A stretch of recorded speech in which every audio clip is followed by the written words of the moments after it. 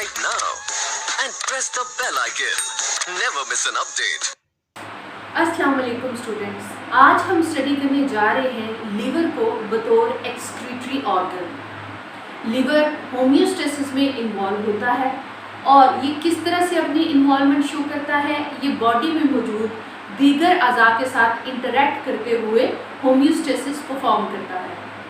बच्चों, आपको किसी बस स्टेशन या ट्रेन के किसी सेंट्रल स्टेशन में जाने का अगर कभी इत्तेफाक हुआ है या आपने बसेस को किसी भी स्टॉप पे रुकते हुए देखा है, तो आप देखते हैं कि वो जगह जगह से आने वाले पैसेंजर्स को एक सेंट्रल स्टेशन पे या बस स्टॉप पे ला करके उतारते हैं। इसी तरह से मुख्तलिफ अज़ा जो हमारी बॉडी में मौजूद हैं वो अपनी प्रोडक्ट्स को या वो अपनी सिक्रीशंस को ला करके लीवर के अंदर डंप करते हैं। लीवर बतौर सेंट्रल स्टेशन काम कर रहा होता है when we talk about metabolism, यानी कि बॉडी का जो मेन मेटाबॉलिक पाथ है, उसका जो मेन स्टेशन है या जो उसकी एक्शन बॉडी है हमारे जिस्म के अंदर, वो लीवर है। जिसका मतलब ये हुआ कि जितने भी मेटाबॉलिक एक्शंस हैं वो लीवर में परफॉर्म हो रहे हैं। इसी वजह से इसको बॉडी का मेटाबॉलिक क्लियरिंग हाउस भी कहा जाता है कि जितनी भी एक्टिविटीज़ हैं उनको क्लियर आउट या डिटॉक्सिफाई यहीं पे किया जाता है। चलते हैं कि इसके फंक्शंस की तरफ और देखते हैं कि लीवर किस तरह से होम्योस्टेसिस परफॉर्म करता है और किस तरह से बॉडी को इन वेस्ट प्रोडक्ट्स को एलिमिनेट करने में हेल्पफुल है। सबसे पहले जिसका हम फंक्शन देखते हैं एज सिंथेसिस। सिंथेसिस में सबसे पहले हम बात करेंगे सबसे इम्पॉर्टेंट एलिमेंट की, जो कि है नाइट्रोजनस वेस्ट। अमाइनो एसिड का ब्रेकडाउन होता है जिसके नतीजे में ammonia, urea and uric acid produce होते हैं। इनमें से अगर हम पर्टिकुलरली ह्यूमंस के अंदर बात करें तो यूरिया जो है वो प्रिंसिपल एक्सक्रीटरी प्रोडक्ट है इन ह्यूमंस या इन टेरेस्ट्रियल वर्टिब्रेट्स। इसकी भी वजह हम जानते हैं कि इनको मॉडरेट वाटर की सप्लाई अवेलेबल होती है और अमोनिया को बहुत ज़्यादा वाटर रिक्वायर होता है एलिमिनेट होने के लिए, because it is extremely toxic. 500 ml of water is required for 1 gram of ammonia to excrete. इसीलिए इसको वर्टिब्रेट्स कम टॉक्सिक फॉर्म में यानी कि मॉडरेटली टॉक्सिक फॉर्म में कन्वर्ट करते हैं और 50 ml of water per gram of urea को एक्सक्रीट करने के लिए यूटिलाइज होता है। यूरिया के इस प्रोडक्शन का जो प्रोसेस है, पूरा जो मेटाबॉलिक पाथवे है, उसे हम यूरिया साइकिल बोलते हैं। इस साइकिल में बेसिकली अमोनिया के 2 मॉलिक्यूल और कार्बन डाइऑक्साइड का 1 मॉलिक्यूल शंट होता है और यूरिया का 1 मॉलिक्यूल प्रोड्यूस होता है, जिसके साथ साथ वाटर मॉलिक्यूल भी लिबरेट हो रहा होता है। आइए जी देखते हैं कि ये साइकिल किस तरह से वर्क करता है। अमोनिया एंड कार्बन डाइऑक्साइड जो ऑलरेडी वर्किंग यूरिया साइकिल है, वहाँ से आने वाले एक प्रिकर्सर जो कि पहले से ही साइकिल में मौजूद होता है, ऑर्निथीन, इसके साथ मिलता है। ऑर्निथीन के साथ अमोनिया के 2 और कार्बन डाइऑक्साइड का 1 मॉलिक्यूल मिलके सिट्रोलिन बनाएंगे। सिट्रोलिन आगे आर्जिनिन प्रोड्यूस करेगा। इस प्रोसेस के दौरान एक इंटरमीडिएट स्टेज भी आएगी जिसे हम आर्जिनोसक्सिनेट कहते हैं। यहाँ पे अमोनिया का एक और मॉलिक्यूल अटैच होता है, क्योंकि यहाँ पे स्टार्ट में बेसिकली 1 अमोनिया अटैच होगी है, सेकेंड अमोनिया सिट्रोलिन के साथ अटैच होगी। तो जो दूसरा नाइट्रोजन है यूरिया का, वो यहाँ पे अटैच होगा और आर्जिनोसक्सिनेट बनाएगा, जिससे आर्जिनिन बनेगी। आर्जिनिन जो है उसको कैटालाइज करेगा arginase which is an enzyme, और आर्जिनिन से यूरिया प्रोड्यूस होगा और साथ में प्रिकर्सर मॉलिक्यूल ऑर्निथीन दोबारा से जनरेट होगा और इस यूरिया साइकिल को कंटिन्यू रखेगा। यहाँ पे हमारे पास यूरिया प्रोड्यूस हो गया आर्जिनिन की मेटाबॉलिज्म से, और ये ही बॉडी से as an excretory waste product of ammonia या नाइट्रोजनस वेस्ट एलिमिनेट होगा। नाइट्रोजनस वेस्ट की सिंथेसिस के अलावा मुख्तलिफ किस्म की प्लाज्मा प्रोटीन्स भी लिवर के अंदर सिंथेसाइज हो रही होती हैं। फॉर एग्जांपल प्रोथ्रोम्बिन, फिब्रिनोजिन, बिलखुसूस एल्ब्यूमिन वगैरह। और हम जानते हैं कि इनकी क्या क्या इम्पोर्टेंस है और ये किस तरह से ब्लड क्लॉटिंग वगैरह में हेल्पफुल होते हैं। इसके अलावा बाइल की सिंथेसिस है, वो भी लिवर के अंदर मौजूद गॉल ब्लैडर में ही प्रोड्यूस होता है। और बाइल की इम्पोर्टेंस डाइजेशन के लिहाज से हम कैसे भूल सकते हैं। बाइल स्मॉल इंटेस्टाइन में पोर होता है वाया बाइल डक्ट, और वहाँ पे ये फैट्स की इमल्सिफिकेशन में हेल्प करता है। इसके अलावा लिपिड्स, कोलेस्ट्रॉल एंड लिपोप्रोटीन्स, जो कि एक कंजुगेटेड मॉलिक्यूल की एग्जांपल है जो लिपिड एंड प्रोटीन के मिलने से बनते हैं, उनको भी लिवर में ही सिंथेसाइज किया जाता है। ये तीनों मॉलिक्यूल्स इंतहाई इम्पॉर्टेंट हैं, बिलखुसूस ब्लड केमिस्ट्री की रेगुलेशन की अगर हम बात करें जैसे कोलेस्ट्रॉल, एनर्जी स्टोरेज के हवाले से बात करें जैसे लिपिड्स। और हम जानते हैं कि कार्बन एंड हाइड्रोजन के काफ़ी ज़्यादा बॉन्ड्स लिपिड में मौजूद होते हैं और ये एज़ कम्पेयर टू कार्बोहाइड्रेट्स ज़्यादा एनर्जी स्टोर कर सकते हैं। इसके अलावा जो सेल मेम्ब्रेन है उसके स्ट्रक्चर में भी हम जानते हैं कि ग्लाइकोप्रोटीन्स एंड लिपोप्रोटीन्स इंतहाई इम्पॉर्टेंट रोल परफॉर्म कर रही होती हैं, न सिर्फ सेल मेम्ब्रेन के स्ट्रक्चर में बल्कि सेल के अंदर जो सिग्नल ट्रांसडक्शन है उसमें भी हेल्प कर रही होती है।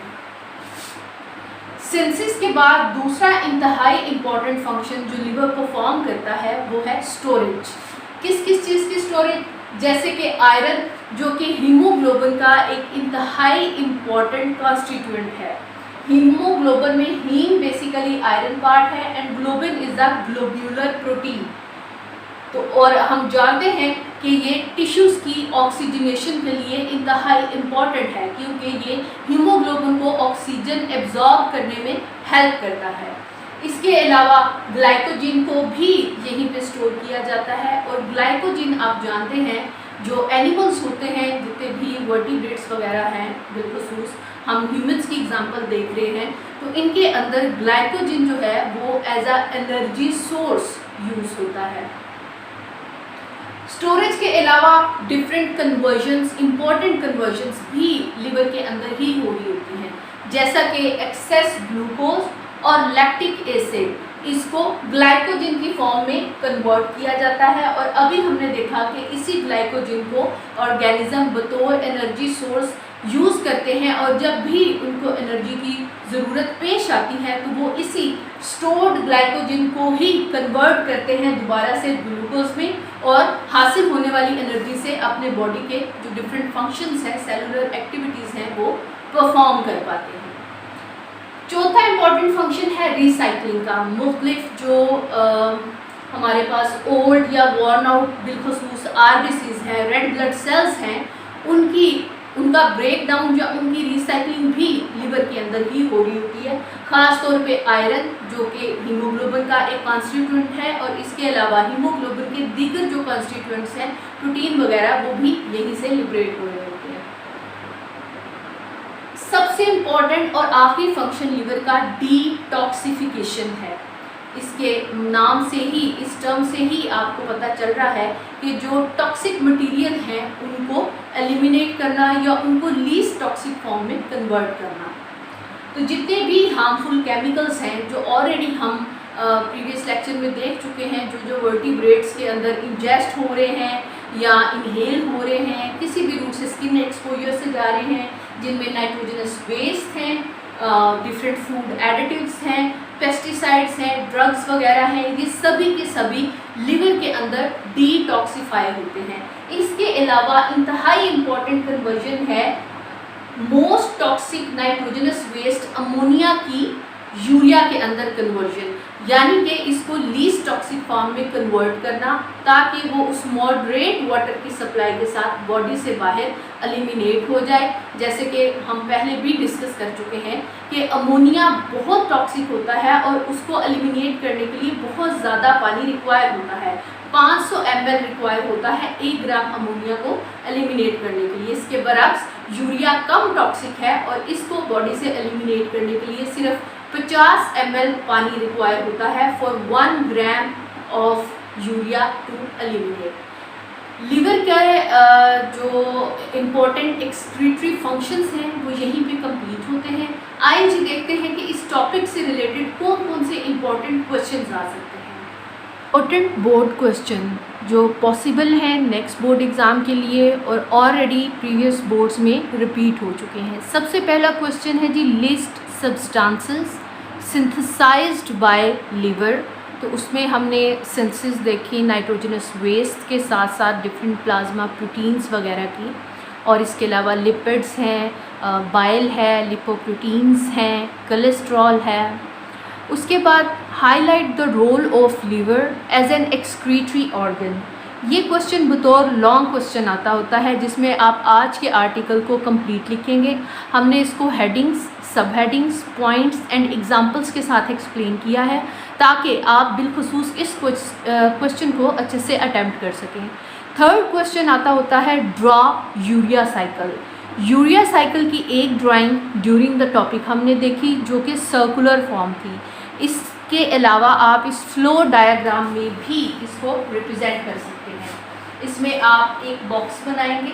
सबसे पहले तो आपको याद करना है कि हमने बॉक्सेस कितने बनाने हैं। पहली लाइन में एक बॉक्स, उसके बाद 3 बॉक्स, फिर 2, फिर 2, यानी कि 1 3 2 2। जैसे 9 1 2 2 होता है ना, तो हमने 1 3 2 2 बॉक्स बनाने हैं ताकि आपको याद रहे कि कितने बॉक्सेस हैं और इसका मतलब है कि कितने इसमें स्टेजेस आती हैं, कोई स्टेज मिस ना हो। तो सबसे जो पहला बॉक्स है उसको हमने छोड़ देना है। हमने स्टार्ट करना है जिस सेकेंड लाइन से। सेकेंड लाइन में हमने देखना है कि अमोनिया और कार्बन डाइऑक्साइड का एक मॉलिक्यूल आ रहे हैं, और जो थर्ड लाइन है उसमें ऑर्निथीन के साथ मिलके सिट्रोलिन बना रहे हैं।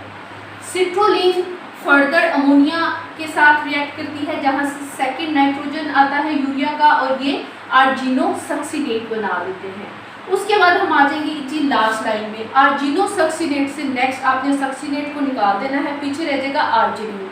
आर्जिनिन बनता है, आर्जिनिन के ऊपर एंजाइम जो इसको कैटेलाइज करता है इसके मेटाबॉलिक रिएक्शन को, वो आर्जिनिन से ही आर्जिनेस।